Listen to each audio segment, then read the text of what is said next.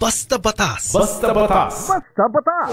Yung anti-bastos law kasi, okay, walang pahintulot ng babae, ino-objectify mo siya. Ibig sabihin, nakita mong malaswa yung dibdib niya, kukunan mo ng picture, ipopost mo. Nakita mo siyang naglalakad, ika-call mo. O kaya nakita mo siya sa opisina, hinaharas mo. Alam mo ba, bawal na rin sexual harassment na yung mga jokes, ha? Na ang OA naman? Ano ba to? Curtailment of ano? Hindi, ang problema kasi may mga joke na obviously hindi na siya joke. Halimbawa, alam mo, sa totoo lang, napakaputi ng hita mo. Hindi ko na kailangan ng ulam, ng kanin. Ay, kailangan ko kanin na lang kasi may ulam na.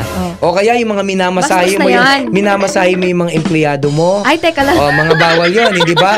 Hindi, kasi ito yung point natin. Kaya naisip ng batas yan, kasi may mga bagay tayong ginagawa which amounts to atrocities committed against women. Okay. Kaya tanong, bakit may nakikita, ba't yung mga babae nagpo-post sila ng sarili nilang nipples doon sa Facebook? Katawan nila yun eh. So, ang babae, may karapatan siya, syempre, pakinggan mo muna ako, sa batas, may karapatan siyang kontrolin kung ano yung gusto niyang ipakita. Maliban na lamang kung yung ipapakita niya ay will amount to something that violates that which is regulated. Ibig sabihin, kung unprotected speech yan, hindi ba? O kaya ay libelous yan, hindi ba? O nag-i-incite siya. But otherwise, karapatan ng babae gawin yung gusto niyang gawin. I'm pretty sure maraming mga tao hindi sang-ayon dito.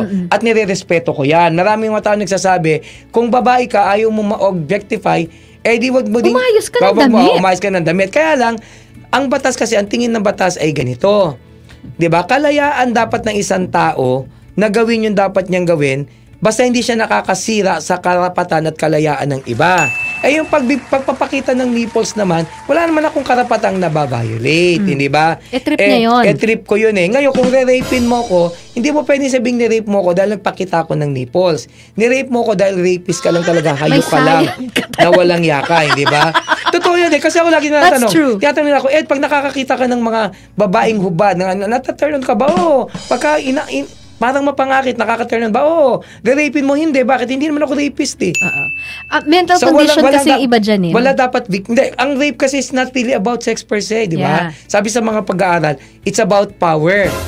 May psychological.